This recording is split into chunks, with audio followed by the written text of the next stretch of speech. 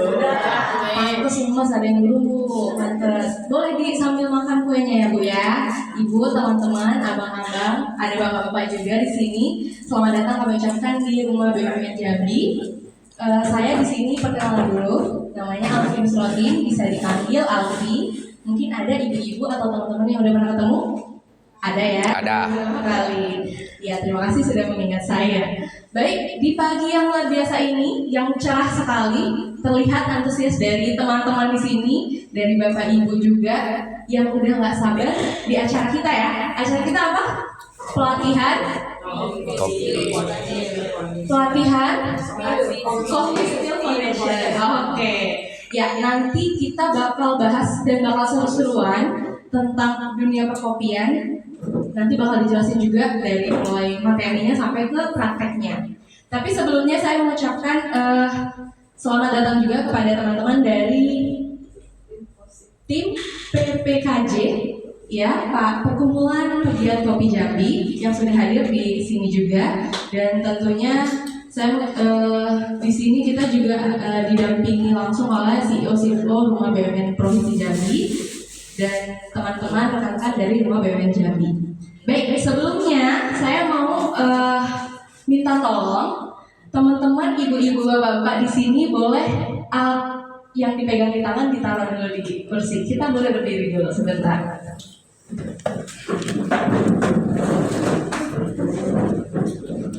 Oke, supaya lebih semangat ya, silakan cari pasangannya dua orang.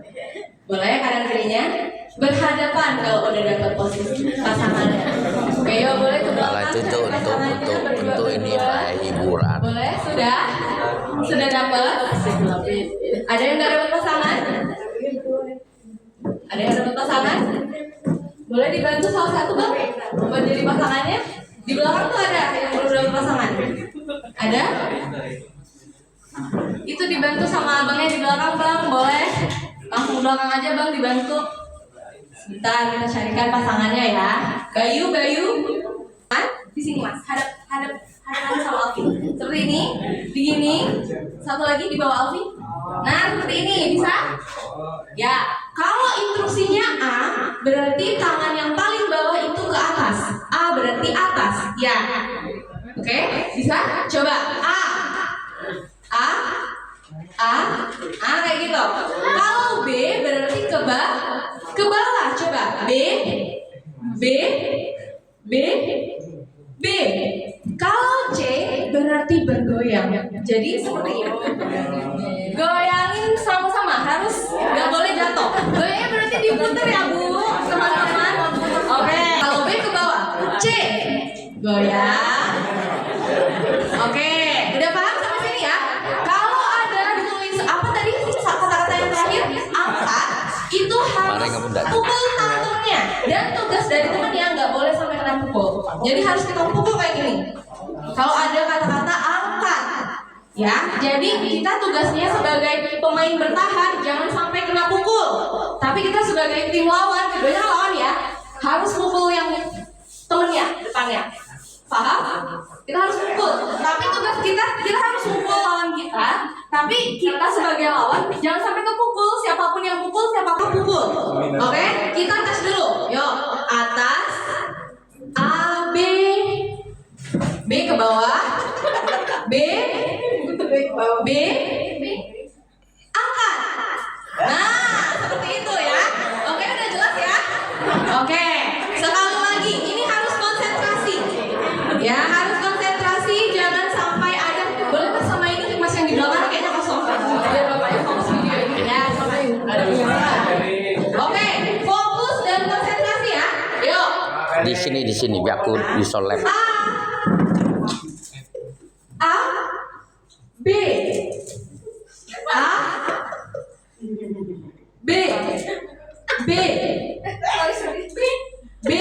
konsentrasi.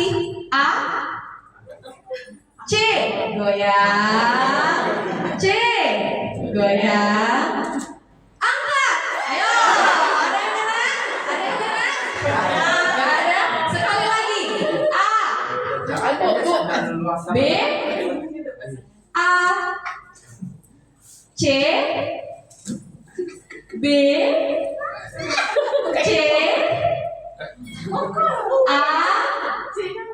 A, angkat. Oke, tepuk tangan untuk kita semua. Silakan kembali ke duduknya. Gimana teman-teman? Sudah fokus? Belum ya? Ada yang belum? Ya. Oke. Tentunya kita nanti bakal lebih seru dari ini. Dan tapi sebelumnya kita akan langsung masuk ke materi kita. Di sini sudah ada teman-teman dari Perkumpulan Pegiat Kopi Jambi, PPKJ, dan nantinya juga beliau, teman-teman dari PPKJ akan menjelaskan sedikit mungkin tentang PPKJ untuk teman-teman yang belum tahu gitu ya. Langsung saja kita sambut dengan tepuk tangan yang meriah. PPKJ Perkumpulan Pegiat Kopi Jambi.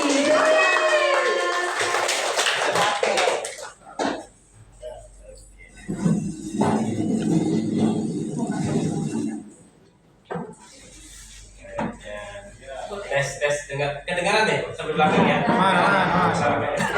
Oke. Kita coba.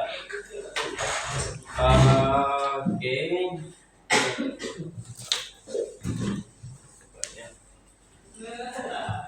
Waalaikumsalam warahmatullahi wabarakatuh. Rekan-rekan sekalian, bapak-bapak, ibu-ibu, teman-teman yang sudah mau hadir untuk sampai ke rumah BUMN. Jadi perkenalkan, saya perwakilan dari salah satu perkumpulan pegiat kopi yang ada di Jambi, namanya PPKJ. Di mana PPKJ itu sendiri sedikit pengenalan. Jadi PPKJ itu sebuah wadah perkumpulan para pelaku pegiat kopi, industri kopi, baik itu di kopi shop, kemudian sampai ke hulu juga di bidang perkebunan pertaniannya. Nah, kebetulan di sini juga saya di PPKJ itu sebagai sekretaris, dan di belakang kita ada Mas Juanda yang pakai jeans belakang, beliau ketua PPKJ, dan ada beberapa teman juga yang lain untuk ikut meramaikan acara pada hari ini. Dan di sini PPKJ sendiri melalui Limposit Kopi. Jadi Limposit Kopi ini suatu bisa dibilang sekolah kopi yang ada di Jambi. Kebetulan saya CEO-nya, foundernya di situ. Jadi memang ditugaskan dari PPKJ untuk memberikan atau sharing mengenai racik seduh dasar kopi itu sendiri. Nah, jadi sebelumnya saya mau tanya dulu nih, bapak-bapak, ibu-ibu di sini. Karena kan dari ini ya relasinya atau binaan ya bisa dibilangnya rumah BUMN sendiri. Ada yang rata-rata UMKM, ya UMK kan. Ada yang berbisnis kopi sebelumnya. Kopi Lanang. Siapa? Kami dari Rajo Herbal, Pak. Dari Rajo Herbal. Rajo Herbal. Iya. Oke. Kopi juga, Pak. Kopi Lanang. Oh, dia dalam bentuk produk ya? Iya. Oh, Sekarang sama oke. kopi Bali. Boleh lihat. Robusta jangkat. Oh iya. Oh, berarti semuanya dalam bentuk produk lah. Ada dry-nya, outlet maksudnya buat ini semacam. Kami industri, Pak. Oh, industri ya. Bukan hanya industri saja, kami ada bantai juga, ada yang lain. Oh gitu. Ada belaan juga, Pak. Kalau kopi belaan, Pak, kalau sama kami, Pak. Oh iya, siap. Nah, ini juga. Ada hari juga, Mas Dua. Asli kolaborasi dengan DJ ya. Gitu ya. Ini kopi jangkat ya, robusta. Oke. Yang sudah kita tahu memang robusta memang terkenal dengan jangkatnya ya. Jadi memang kita di Provinsi Jambi harusnya kita beruntung.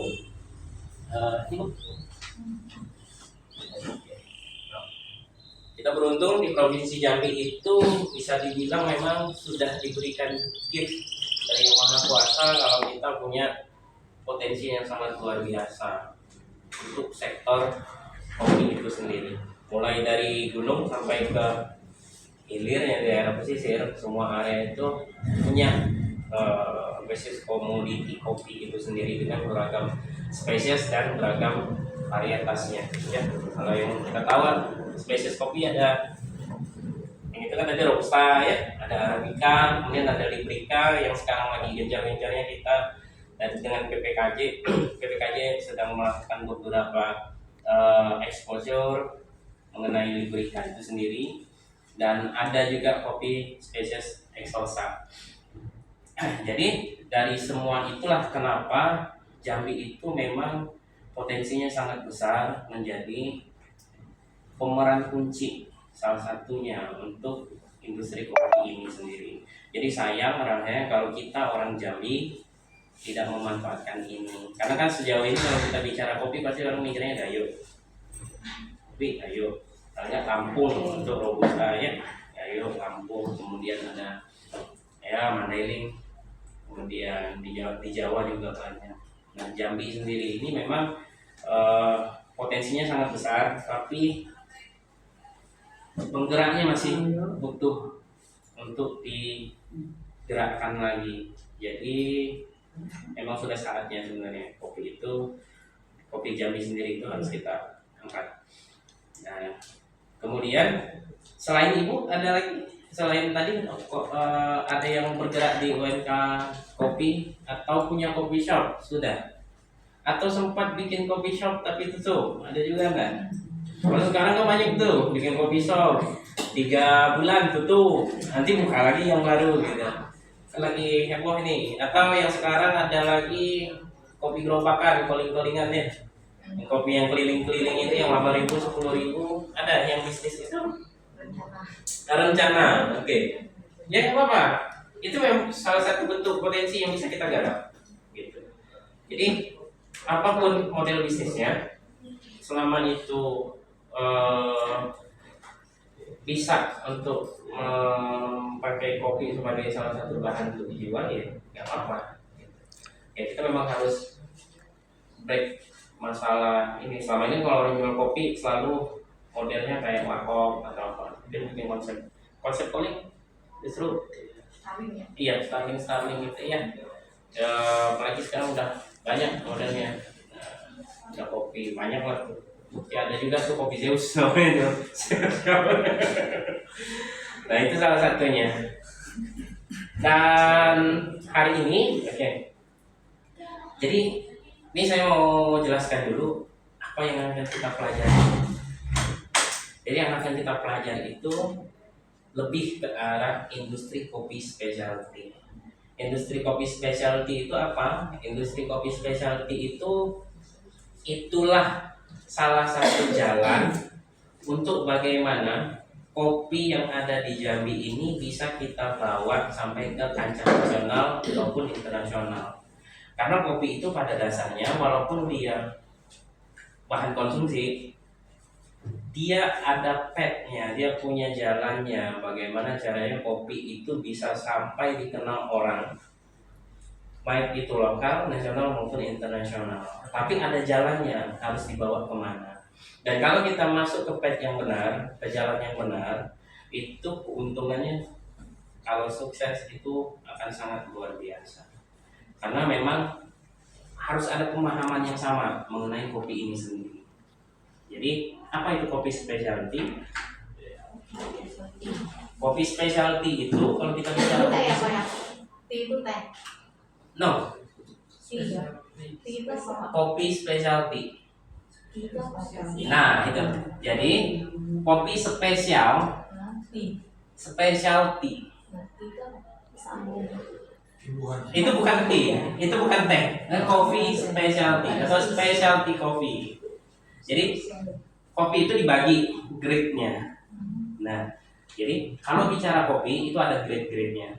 Nah, ada grade komersil, ada grade specialty.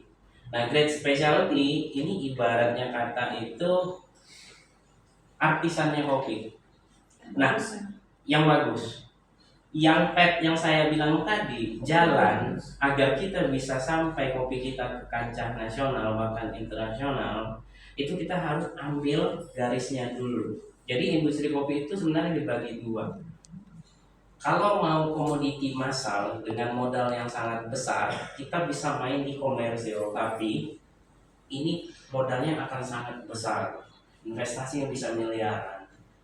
karena kita kelasnya UMK, itu yang lebih gampang untuk kita raih itu yang specialty. Karena kenapa specialty? Kita masih bisa main dalam bentuk skala rumahan, karena jumlahnya tidak terlalu banyak, tapi harga jualnya bagus dan tidak harus produksi sampai investasi miliaran. Walaupun nanti kalau pada saat ujung-ujungnya kalau memang jalannya udah kebentuk, kita bisa aja investasi miliaran di bidang specialty kopi. Ibarat kata nih, kalau kopi komersil 1 kilonya itu dijual 100.000, kalau specialty 1 kilonya bisa sampai 500.000 bahkan sampai jutaan.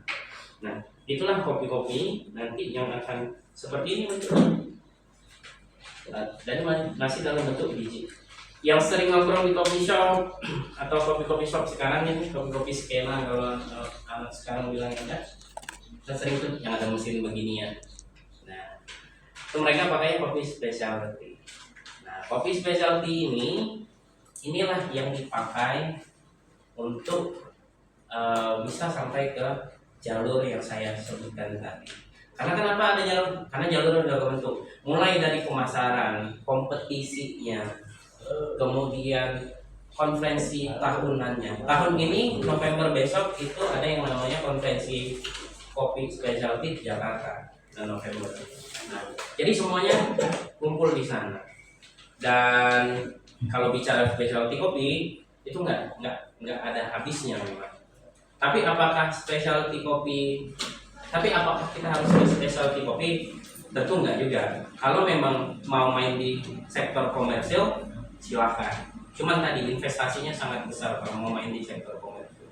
Dan saingannya pasti besar juga karena kita bersaing dengan industri, perusahaan. Tapi kalau specialty kita bisa perorangan main. Dan ini sangat affordable, sangat gampang untuk digapai. Sekarang saya akan coba simulasikan dulu.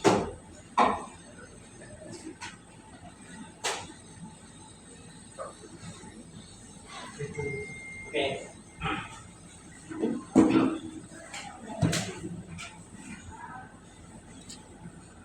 Switch namanya. Ini disebut dengan dripper. Jadi dripper itu ada banyak modelnya.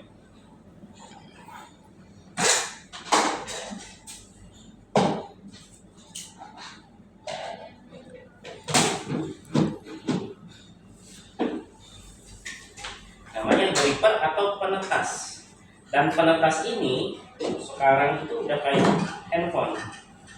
Tiap bulan pasti ada alat-alat penetas baru dengan model-model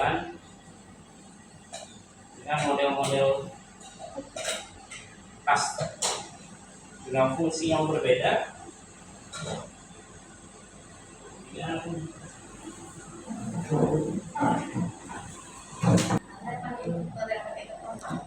Yang pakai kertas, iya, ini pakai kertas. Iya, namanya filter.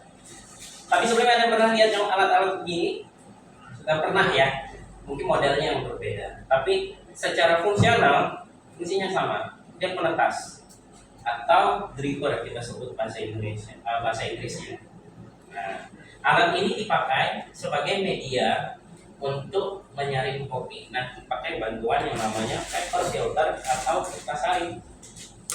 Modelnya ada yang seperti ini, ya, bentuknya kerucut atau cone shape.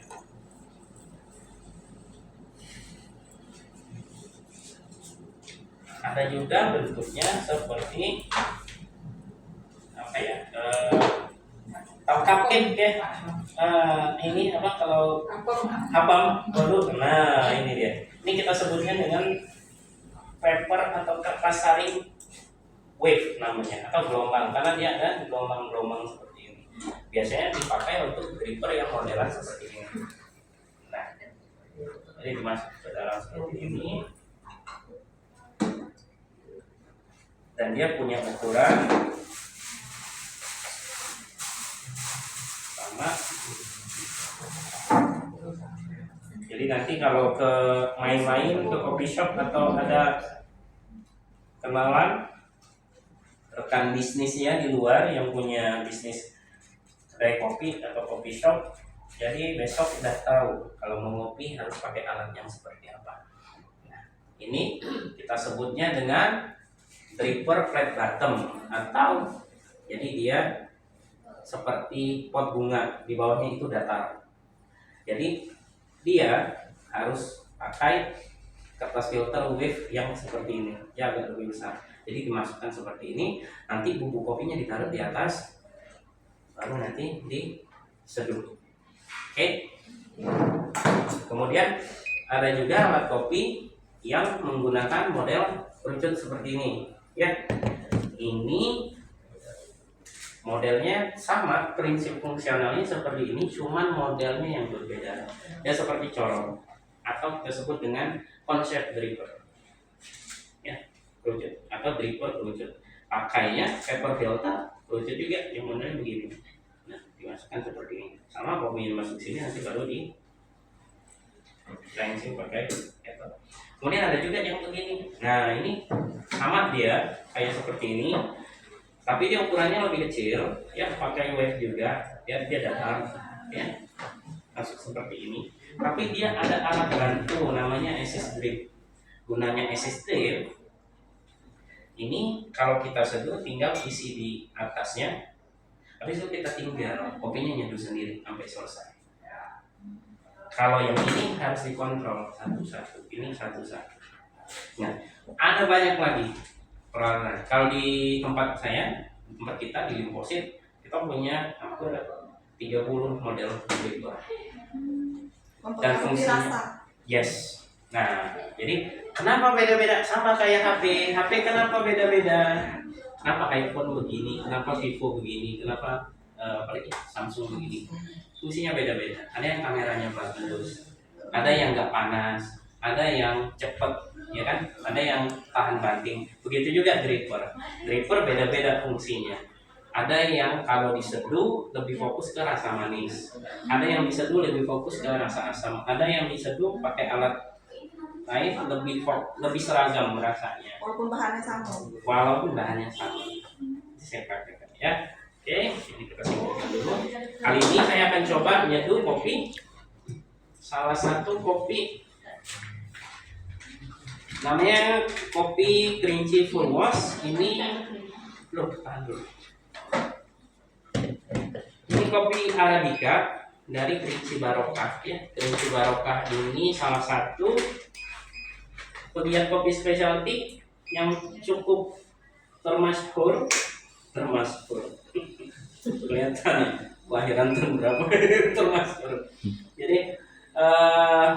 Jadi cukup famous dia, dan dia ekspor udah sampai ke Belgia, Jepang, kemudian ke Amerika,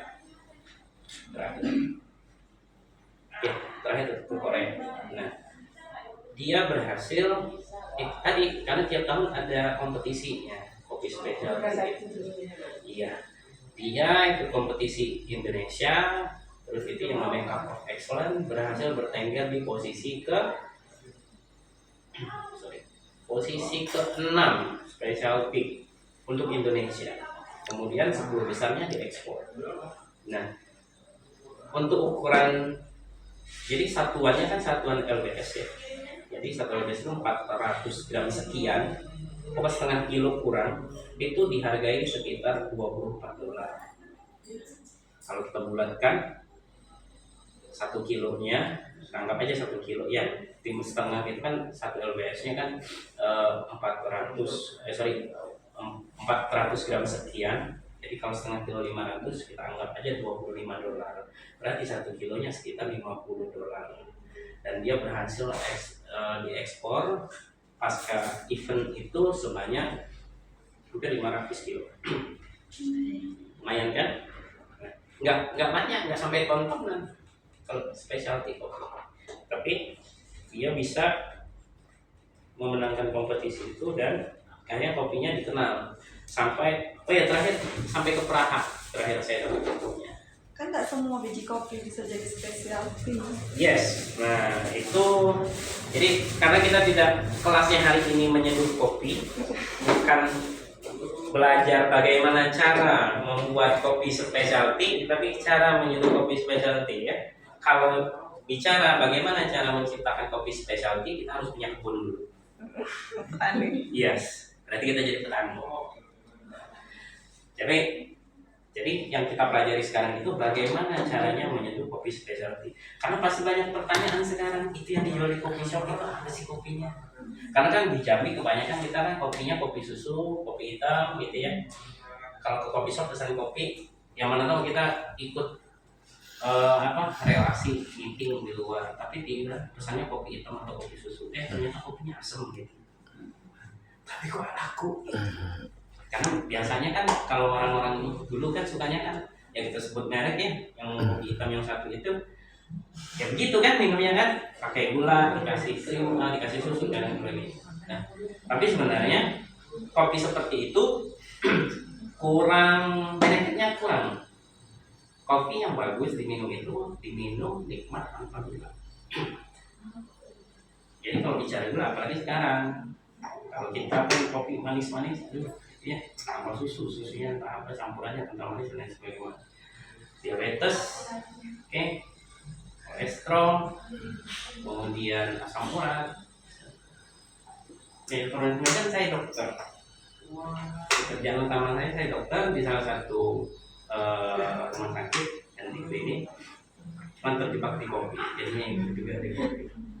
Makanya konsen saya di specialty kopi, kenapa sebenarnya edukasi saya di Limposit itu lebih ke edukasi bagaimana cara mengkonsumsi kopi nikmat tanpa harus ditambah gula dan susu. Begitu. Oke. Jadi ini namanya grinder, ya, alat penggiling manual sama ada alat penggiling elektrik. Nah, biasa kita pakai yang begini kalau yang males buat pakai yang elektrik, karena ini berat, karena ini lebih praktis. Jadi saya akan coba seduh kopi ini. Jadi kopinya masih dalam bentuk biji ya. Akan saya seduh, nanti masing-masing coba cicip ya. Sebelumnya ini dulu kertas harinya.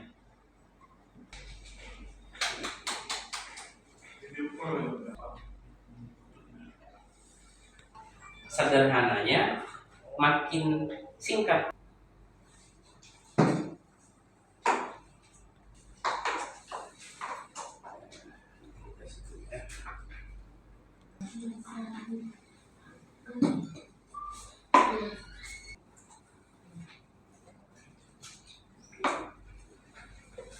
Yang mau coba silahkan. Di ujung lidah, ya. Begini. Jangan langsung ditelan ke belakang, karena itu pasti beda. Kalau langsung ditelan, next. Semuanya ada di Instagram. Oke, sorry. Nah, jadi kita bicara masalah sensori kopi itu, kopi yang seperti tadi itu bagaimana cara menikmati. Jadi kita bicara masalah sensori. Kalau bicara masalah teks, nah ini, oke. Ada yang namanya roda rasa. Ini hanya salah satu kopi yang kita seduh ya. Jadi ada lagi, kalau saya bawa kopinya itu di JCM namanya. Ya, ini kopi dari Jawa Timur. Kemudian ada juga kopi honey namanya. Jadi dia beda-beda. Jadi kopi itu terbagi antara aroma dan cita rasa. Sebelum mohon maaf nih Bu, Bapak-bapak, saya menyesuaikan materinya. Karena biasanya memang materi ini di saya kasih buat yang memang mereka punya basic biasanya ke arah specialty coffee. Jadi ini saya akan coba untuk menyesuaikan sedikit. Jadi materinya mungkin tidak semuanya akan kita bahas yang ada di sini. Nanti pasti akan mungkin ada yang bingung itu apa gitu ya, itu grafik apa, itu gambar apa. Nanti nikmatin aja. Kalau memang mau kelas intensifnya lebih mau PDKT lebih dalam, nanti ke Limposit aja. Ya. Oke, jadi ceritanya kopi itu yang dinilai dua, aroma dan rasa atau aroma dan taste. Oke, kalau bicara aroma, kita ambil. Jadi kopi itu kan dicium tuh. Jadi kalau orang minum kan gitu ya kalau pagi-pagi gitu kan. Nah, apa yang dicium gitu, apa yang dicium, aroma kopi seperti apa yang bagus. Nah, jadi aroma yang bagus, jadi sekitaran ini ya ada enzimatik, sugar browning, dan dry distillation. Aroma yang bagus itu seputar enzimatik dan sugar browning. Kelihatan nggak? Kayak padi di sini. Duduk sini. Duduk di sini. Aromanya itu seputar bunga-bungaan, kemudian buah-buahan sama daun-daunan herbal.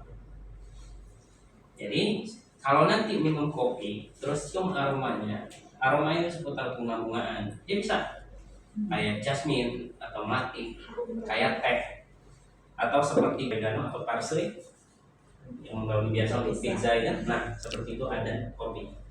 Tapi pasti kopinya beda-beda juga. Jadi kopi nggak satu kopi ini bisa semua rasanya ada enggak. Jadi ada namanya spesiesnya. Kemudian ada aroma sugar browning. Aroma sugar browning itu aroma yang kesannya itu coklat. Apa aja kesan coklat itu? Kacang-kacangan, karamel, dan coklat itu sendiri. Jadi kalau di aromanya seperti coklat, manis, karamel, itu termasuk sugar browning. Nah, yang tidak enak itu disebut dengan dry distilasi atau seperti asap tadi ya, karbon, kemudian spicy atau kayak aroma cabai, sayur-sayuran dan lain sebagainya. Kemudian aroma jadi ada namanya medicinal aroma. Jadi seperti betadine. Nah, itu tidak enak. Itu yang tidak bagus. Jadi yang bagus dua, enzimatik atau sugar browning. Merah atau coklat aromanya. Kalau merah, buah-buahan dan bunga-bungaan. Itu enak. Jadi kalau nanti ke coffee shop cium dulu aromanya. Kalau aromanya coklat atau bungaan atau buah-buahan, udah itu aromanya enak, berarti kopinya enak. Tapi kalau kopinya tidak enak, dia pasti akan menghasilkan rasa seperti ini, asap, karbon. Itu rasa sebelum di roasting atau Setelah waktu diseduh. Jadi waktu diseduh tadi dicium aroma. Kalau yang ini tadi apa Pak? Kalau yang ini lebih ke sugar browning. Nah, nanti aroma pasti tidak akan sama dengan rasa. Biasanya dia berbeda. Nah, aroma untuk bicara rasa itu dibagi 4 rasa utama: pahit, pahit, asid, manis, dan asam. Nah, makanya tadi minumnya diseruput, yang muncul tadi ada kesan asamnya, ada kesan pahitnya, ada kesan manisnya sedikit. Karena memang dia pasti komposisi dari keempat ini, dan ini tidak bisa dihilangkan dari kopi itu sendiri. Ya. Nah, tapi cara menyeduh kopinya harus bisa kita bagi. Kopinya tidak terlalu pahit, tapi kita tonjolkan asamnya, atau kita mau tonjolkan manisnya. Atau bagi bapak dan misalnya suka yang kopi-kopi memang rasa lebih pahit, itu kita bandingkan pahitnya. Nah, kalau bicara manis, asam, pahit, berarti dia pasti komposisi dari rasa-rasa yang terkandung di dalamnya. Nah, kenapa seperti ini? Next. Lagi. Oke, back dulu. Oke. Nah, ini yang disebut dengan cupping ya. Jadi kalau pegiat kopi specialty itu pasti dia melakukan yang namanya cupping. Jadi mengidentifikasi si kopi itu sendiri. Kita sebut dengan cupping. Next. Nah, biasanya kita seperti ini. Kalau di proses itu, jadi kita melakukan cupping. Jadi kopinya kita identifikasi satu-satu. Maka bukan cuma dicium, tapi dicicip juga. Next. Next aja. Nah, ini kita sedikit bahas masalah size. Kenapa aromanya tadi bisa terangkat seperti itu? Jadi waktu kita cium aroma, ya, yang berperan itu di hidung. Ada yang disebut dengan saraf olfaktoris. Jadi saraf olfaktoris itu jadi di ujung muara hidung, tepat di bawah mata kiri dan kanan itu ada semacam receiver atau penangkap sinyal aroma. itu disebut dengan bulbus olfaktorius atau saraf olfaktori. Saraf olfaktori ini nanti akan tertanam di otak, di amigdala dan di korteks atau di bagian otak bagian depan. Dan ini ada memorinya. Ini untuk aroma dulu. Jadi singkat cerita, kopi tadi dicium, aromanya akan ditangkap sama bulbus olfaktorius, nanti dia dikirim ke otak. Next. Kemudian pengecap. Nah, tadi pengecap itu juga sama. Jadi dia ada yang tadi bulbus olfaktorius ya sarafnya, kalau ini ada juga sarafnya, namanya disebut dengan epitel atau jaringan-jaringan papil lidah. Nah, papil lidah itu dibagi. Jadi dari papil lidah itu dia kayak rambut-rambut di bawah lidah. Makanya lidahnya sering warnanya putih kalau nggak dibersihkan. Itu nyangkut sisa makanan. Jadi lidah itu bukan full daging, tapi dia ada rambutnya halus. Jadi dia seperti ini berlipat-lipat. Nah ini dia bulbus-bulbusnya atau papil kita sebut. Kalau itu disebut dengan bulbus. Nah seperti ini bentuknya. Next. Nah ini dia salahnya. Di lidah, kenapa tadi saya bilang minumnya harus dari ujung, jangan langsung ditelan. Kalau langsung ditelan, karena lidah itu dibagi sistem saraf penerima receivernya dibagi-bagi. Penerima saraf bagian asin itu ada di depan bagian bawah atau kita sebut dengan bagian frontal, agak sedikit maju itu manis. Oke. Pasti sering bayangkan mangga yang asam, pasti di sampingnya langsung terasa. Iya. Kan saya setum, nanti masing-masing coba sedikit ya. Sebelumnya ini dulu kertas harinya.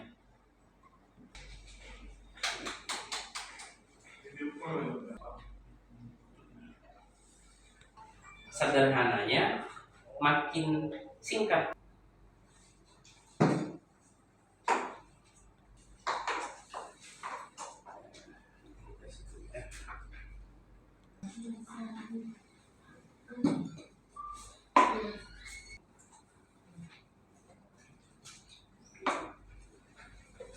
yang mau coba silakan di ujung lidah ya begini, jangan langsung ditelan ke belakang karena itu pasti beda. Kalau langsung ditelan